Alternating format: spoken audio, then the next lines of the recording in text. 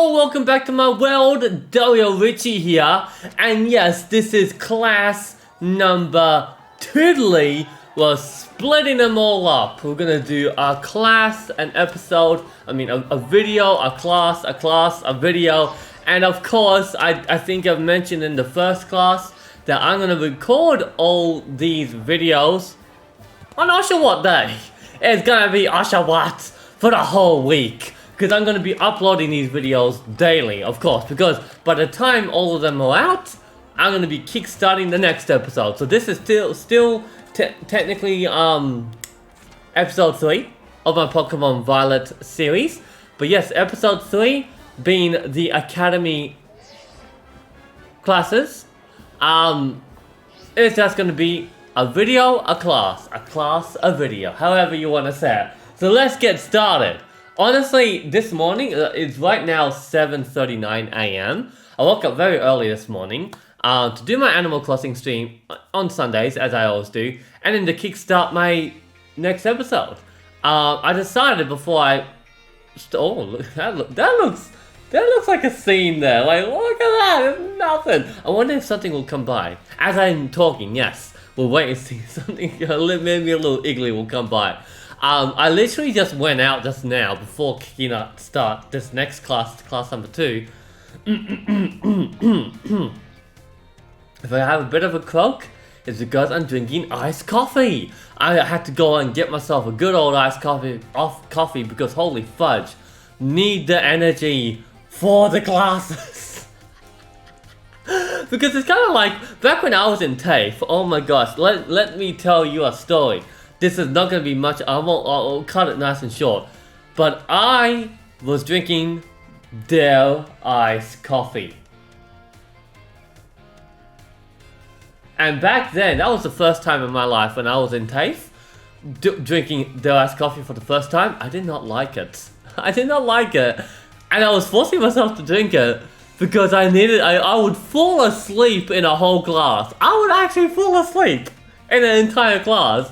It was insane. But now, long and behold, I love their iced coffee. For years, I've loved their iced coffee. But back then, when I was having it for the first time, I did not like it. I did not like it at all. Where's the Iggly? Where's the Pokemon? Where's the anything? Alright, well, let's just carry on then. Let's go to class number 2, which is gonna be the math class. I love math. I loved math in high school. I was in the second to last level, I'll say. talking about Pokemon and all. But yeah, no, I loved it. It was so much fun. So let's get going. You liked it, math with Miss Time? Yes, I would. Class will begin. Don't be tardy. Don't be tardy.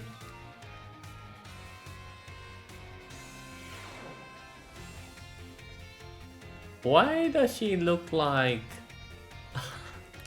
It's Rhyme's cousin or Rhyme's sister. Time, Rhyme. Hello everyone, nice to meet you.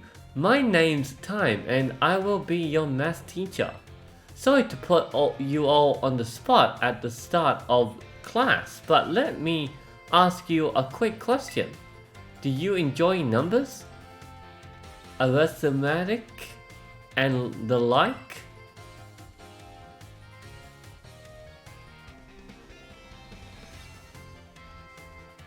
Oh my ha.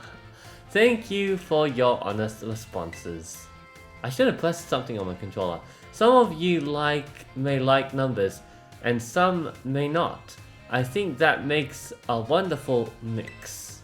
But no matter your opinion on math, I hope you find yourselves enjoying our lessons together.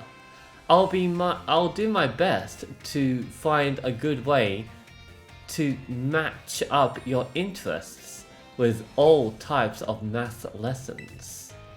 Speaking of which, are you all caught up on your studies of Pokemon type matchups? For example, grass is strong against water, and water is strong against fire, correct? Dario, you seem to be good with Pokemon, so let me ask you this. Bearing in mind that water is strong against fire, if the move Water Gun hits a Fire-type Pokemon, what becomes of the move's damage?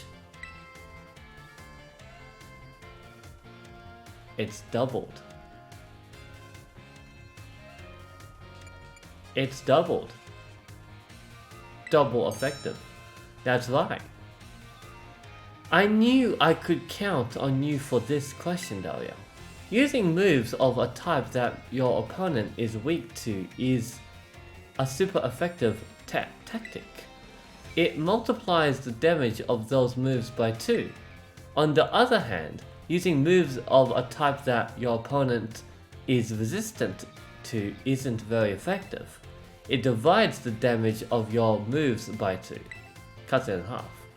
Haha, I don't mean to encroach on Miss Denver's battle studies territory, of course, but I thought it best to use a lively topic as an example. That can make math fun even for those of you who don't much like the subject, don't you think? Very nice. Oh my, is that the bell? I suppose that's all for now. What a shame. I'm looking forward to seeing you all in the next class. I hope you're looking forward to it too. Hello everyone, let's have a fun class today. Tell me, do you all enjoy shopping? Buying tasty bread or choosing new clothes? Even just window shopping is so much fun. My goodness, I can tell you I've spent many years before I started working window shopping. In today's class, I'd like to use shopping, one of my own favorite hobbies, mind you, to teach you all about math. I'm sure everyone here has visited a Pokemon at least once. They sell all sorts of Pokemon items. Pokeballs are one of the many useful items you can find there. They cost 200 Pokecoins each. Now then, I'd like you all to do some thinking with me here. Is that Nomona? One Pokeball is 200 Pokecoins. If you had 2,000 Pokecoins and bought as many Pokeballs as you could afford, how many would you receive? 2, 4, 6, 8, 10? 10. No. Yes. 10. Oh dear, I'm so...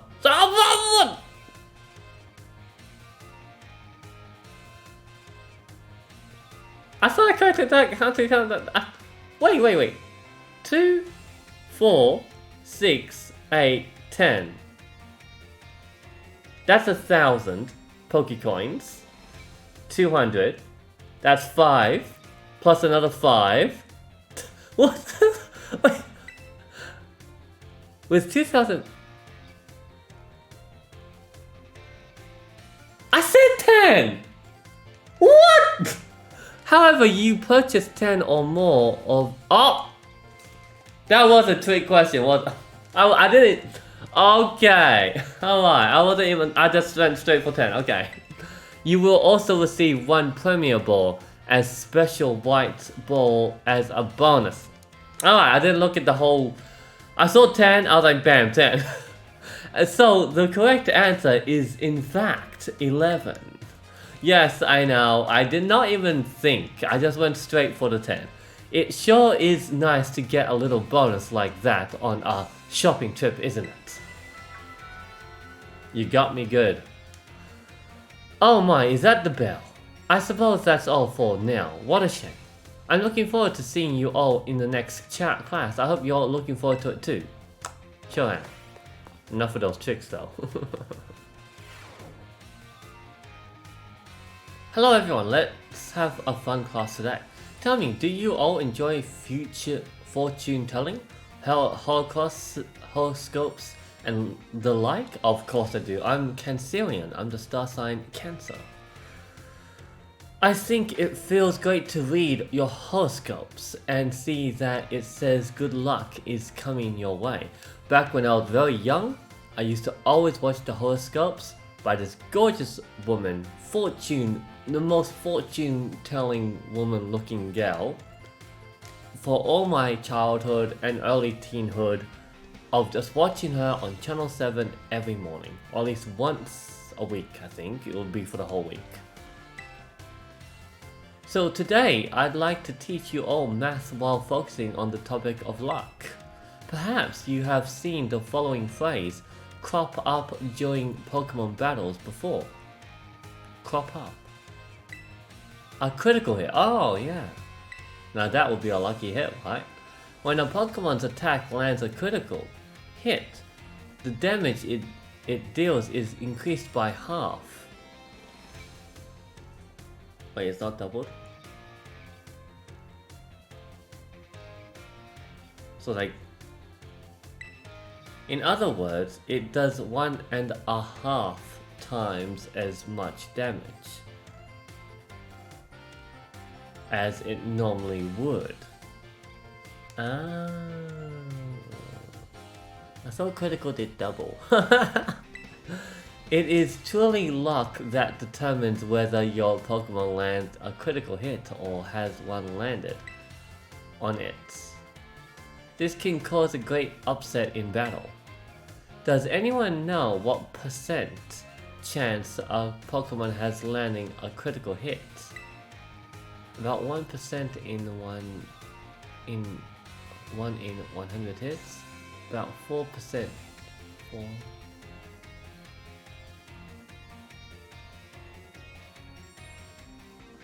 I don't really know, so I'm just gonna go with 4. Maybe 12? I mean, 100 hits.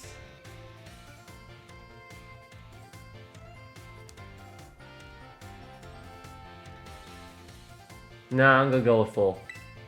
Yeah! I was right! Alright, the chance of landing a critical hit is said to be 1 in 24, which figures into roughly 4.17%. The odds are more favorable for certain moves like Nidosphere or Night Slash, as you guys know it. I just nicknamed Night Slash as Nidosphere. Though, why moves such as Stone Edge and Shadow Claw have about a 12% chance. Oh yeah, Shadow Claw, Stone Edge. You can also use a move called Focus Energy, or an item known as a Dire Hit. Both raise the critical hit ratio by 2 stages. That's a 50% chance to land a critical hit. It feels great to land a critical hit, but perhaps not so great to be struck by one. There is a surprising amount of mathematical probability hidden in the Pokemon battles, you know. If you're able to do calculations that will swing luck in your favor, it may open the door for more strategic choices for you landing during battle. Oh my, is that the bell? I suppose that's all for now. What a shame. Now, next class will be our fun midterm exam. I hope you'll be looking forward to it. Sure am. Alright everyone, it's time to begin our midterm exam. I'm sure those fun experiences you all had in my class will serve you well as you answer. How much damage does Water Gun do when it hits a fire type Pokemon? Double damage. How much damage does Razor Leaf do when it hits a fire type Pokemon? Half damage. If you spend 2,000 Pokecoins, 11 as possible, how many would you get? 11. What percent chance does a Pokemon usually have to land a critical hit? Usually 4%. How much damage does a move deal when it lands a critical hit? Half as much. 1.5 times as much. Wait, 1.5. Wait, I'm probably gonna get this wrong. Half as much. Oh no, it's 1.5 because it's 1 damage and a half more. So the normal damage and plus half. Yeah, let's do that one. Alright, everyone, time's up. Put your hands on your laps. Hands on your laps. Now, you were all concentrating so hard, I can't wait to see how you did. Do go and ask for your scores at the front desk, and then take a nice break. I won't be taking any break, other than a little quick coffee break.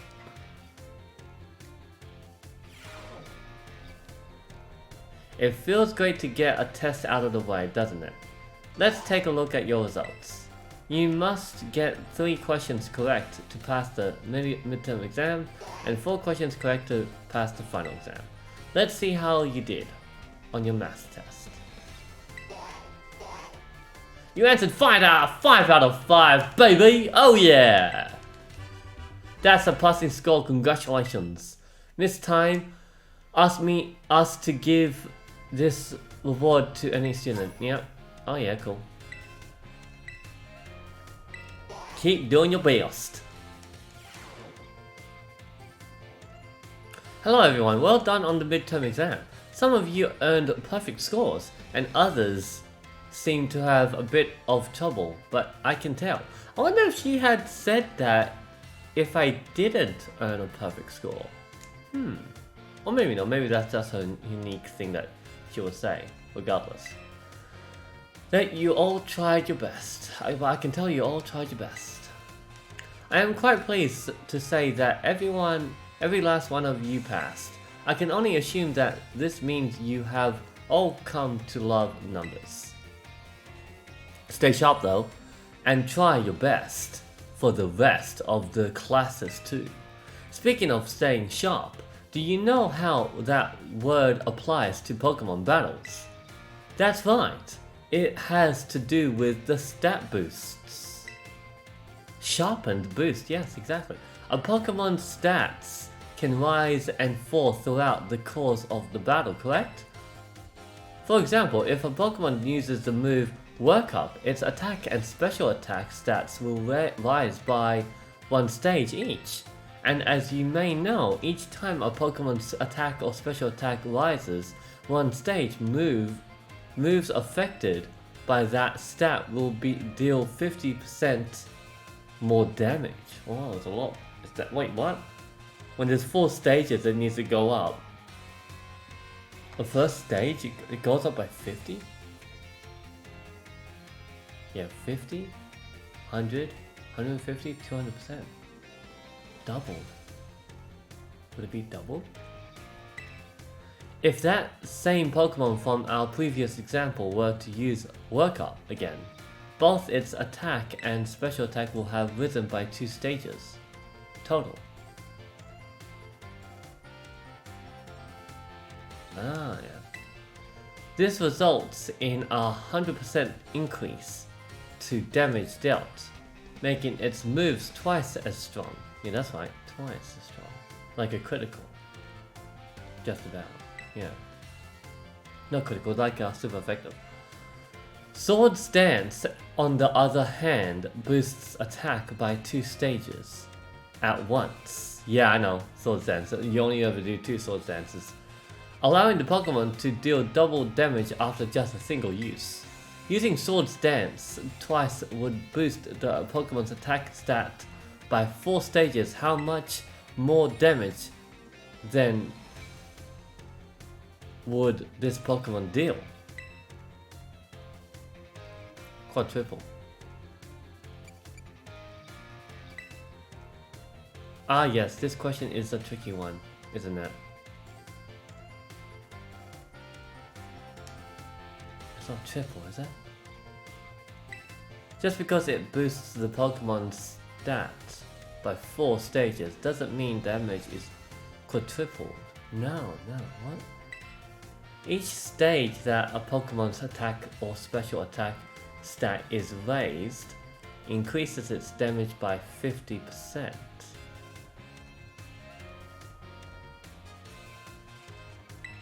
So being raised 4 stages would result in a 4 times 50% or 200% increase. Oh, that means it's doubled. It's doubled. Right? The base damage of a move is 100%. So adding 200% to that gives us 300%. Tripled. In other words, the next move the Pokemon uses will deal triple damage. Not quadrupled. Yeah, I see. Tight matchups, critical hit damage, and other factors all play into these calculations as well. So even a small boost must be taken seriously. Oh yeah. By the way, if a stat simply rose, that means it has gone up by 1 stage. If it rolls sharply, that's 2 stages. Yeah, because back in the old days, I remember reading sharply, but I never understood that. I didn't realize that sharply meant 2 stages. And if it rolls drastically, that's 3 stages. Yeah, I remember reading that too. So back in the old games, they didn't really clarify. It wasn't really, you had to really do your research. And obviously back then I didn't care. I was like, oh yeah. Just so you know, the X attack and X special attack items, which can only be used in battle, can be used to sharply boost those respective stats. Oh my, is that the bells? I suppose that's all for now. What a shame. Today's lesson was a little difficult, so be sure to review what you learned in order to stay sharp. I'll see you all again next class. You'd like to? Yes, I would. Let's go. I don't want to be tardy. You know? Hello everyone, let's have a fun class today. You know, it's funny that her name is Time, Math. Did you make sure to review last class's material in order to stay sharp? I know it was a little difficult with all that talk of multiplication, and percentages, and the like. But today we'll be talking about percentages, again, to learn about probability. That may sound like we're going to have another difficult class, but did you know that all of you already deal with probability on a regular basis? Pokemon moves generally have a property called accuracy, which determines the probability that they will hit. 100% hit rate, 90%, etc, etc. The accuracy of tackle is 100 or 100%. So if you were to use tackle 100 times, you could expect to hit it to hit all 100 times. The move Hypnosis, which puts opponents to sleep, has an accuracy of 60 or 60%. That means you could expect it to hit 60 times in 100 uses. To put that another way, out of 100 uses, you could expect it to miss 40 times. Many of the truly powerful moves often tend to have lower accuracy, like Hydro Pump. I think Hydro Pump is 90. So when you're deciding whether to go slow and steady, which with moves that are sure to hit, or hard and fast with stronger but less accurate moves, you're already studying probability.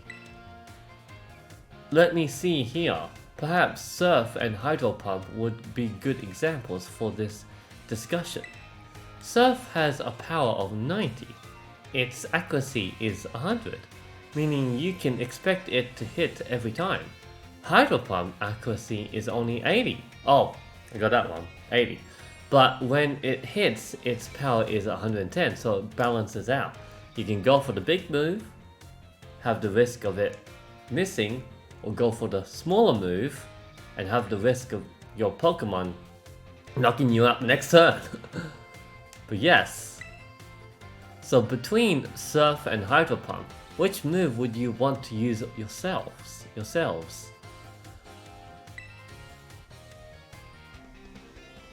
It depends on the situation. I would like to use Surf. I'm just gonna be smart here and be like, it depends on the situation. Oh my, I see you're always considering various possibilities, Delio.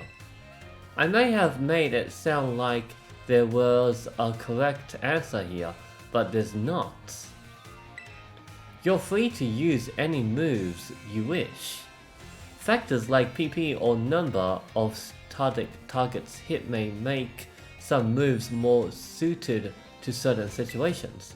However, trading accuracy for power, or vice versa, is purely a matter of preference. This Surf versus Hydro Pump debate has been ongoing for quite some time. Personally, I'm more invested in debating the Rock-type moves, Rock Slide and Stone Edge. Let me tell you, I could get really worked up talking about those moves, but oh my, there's the bell. What a shame.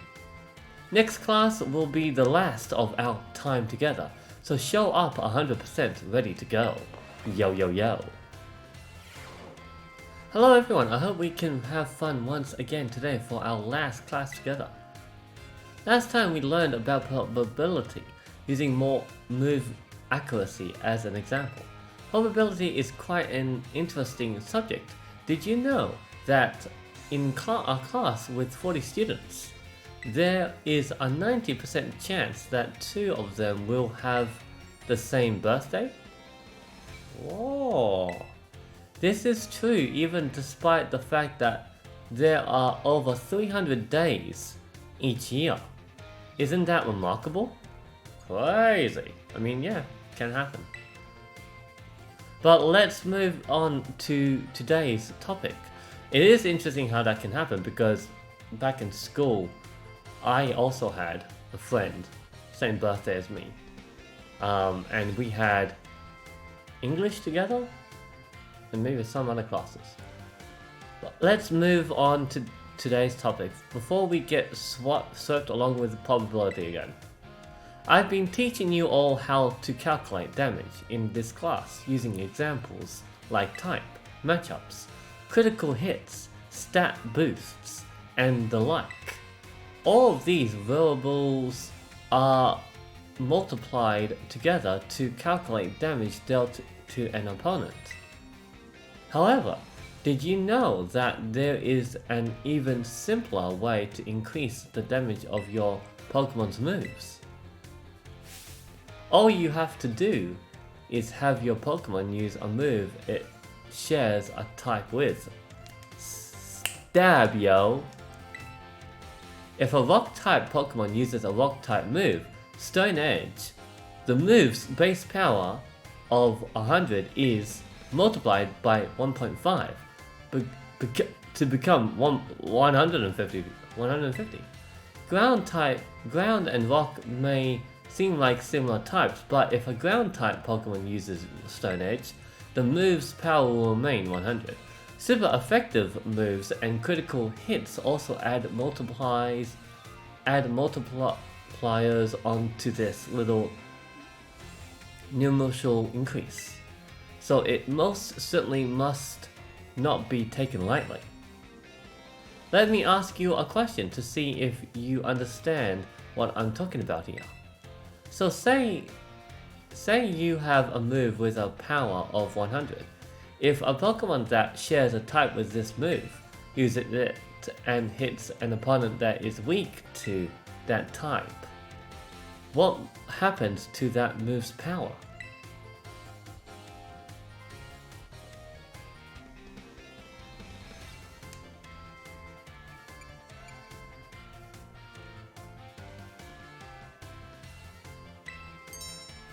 Gotcha! You did that calculation all in your head? Well done, Dario. First, using a move that shares a type with its user multiplies the move's base power of 100 by 1.5. Making the power 150. Then the fact that the opponent is weak to the move's type then doubles that power from 150 to 300. The original power of the move ends up being tripled. Isn't that amazing? Incredible. What's more, if a Pokemon terrestrializes and its Terra type matches one of its original types, then the bonus it gets for using a move of that same type increases from 1.5 to 2 times. So 200, that will equal 400.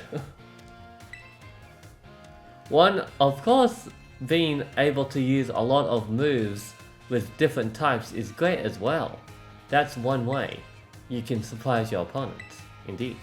In the end, your own innate characteristics are what will really let you shine the most. Bear in mind that this is true for both humans and Pokemon. It sure would make me happy if you could take those words to heart. But I suppose I should really have shared this basic advice right from our first lesson. My apologies. And just like that, class is over. The last of our time together flew by in a blink of an eye. It was so much fun to be able to teach all you eager students about numbers. Next class will be our fun final exam. Be sure to review the material well in preparation. Let's go. Alright Gengar, give me luck again. Math final. Alright everyone, it's time to begin our final exam. I'm sure the fun experiences you all had in my class will serve you well as you answer. How many Great Balls could you purchase with 3,000 Pokecoins if each one costs 600?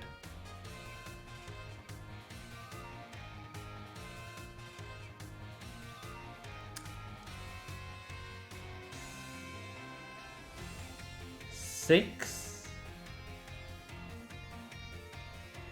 12, 15,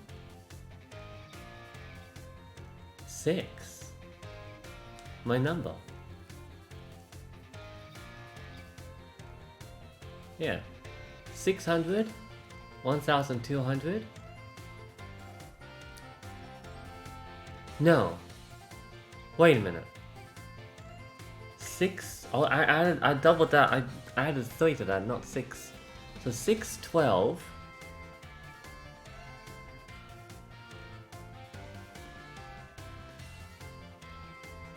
18. 24. Yeah, 5. If a water type move with a power of 100 lands a critical hit on a grass type Pokemon, what will be the move's power? Be? If a water type move with a power of 100 lands a critical hit. Oh, this is a trick question. On a grass type Pokemon. Oh, is it 75? I think it's 75, it's not doubled. No, critical is doubled.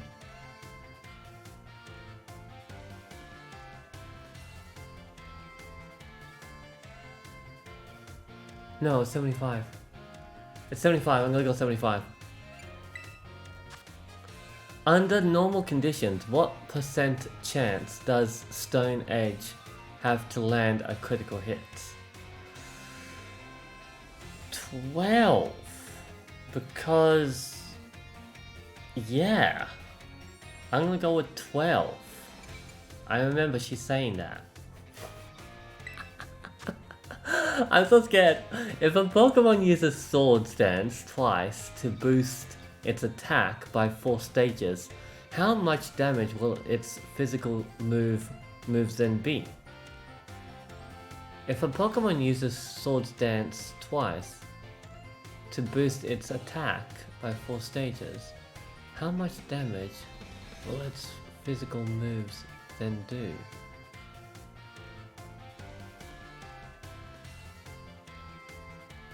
Triple damage.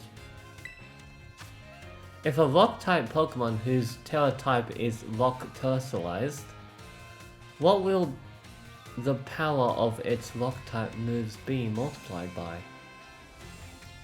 2.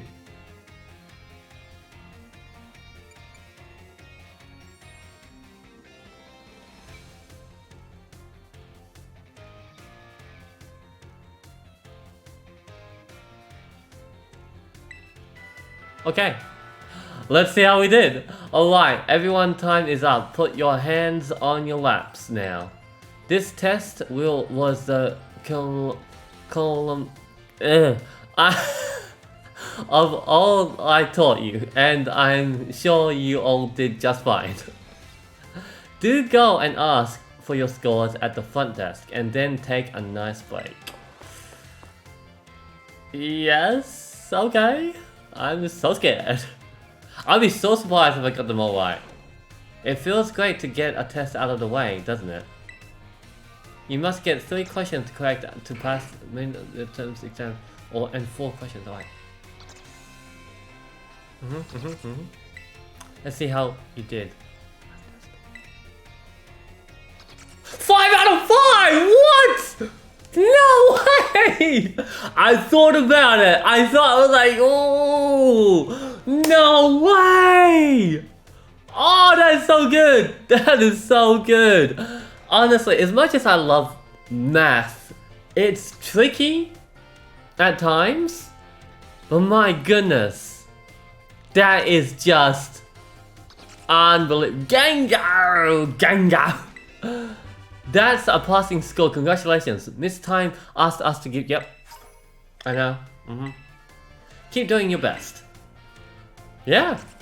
Well, I don't get to go tell good news, but that's gonna be it for this episode. I just realized that's gonna be it.